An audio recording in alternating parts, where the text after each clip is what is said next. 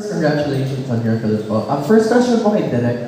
What can you say sa mga real-life situations or setup sa mga relationships na ganyan po? Hindi naman natin matatawaran yung generation ngayon, no? No, marami naman talagang ganitong generation, no? Na nag-hall pass. Sa totoo, may ginawa na kaming episode na ganito hall pass, no? Kaso ngayon, nagkakaroon lang ngayon ng tabu yung mga nasa probinsya. 'Di ba? Lalo na yung mga nasa baryo, no? Tabu yun sa kanila. Pero ngayon, yung generation ngayon, parang may mga ganito naman talaga na nagsiswitch ng partners. O, mamaya tayo Tapos, hall pass yan. No? Inaayaan natin gumawa ng ibang yung partners natin, multiple partners.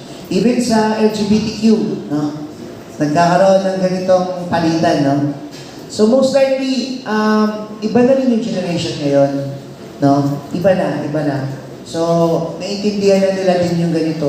Pero syempre, hindi dahil sinusuportahan natin itong, kundi pinapakita natin. No? Pinapakita natin kung ano yung mga tendencies na as humans, na nagsiselos, na merong inggit, di ba? Nangyayari talaga yun. Ayun. Thank you very much. Thank you po. Next question po kay Dennis po. Hello.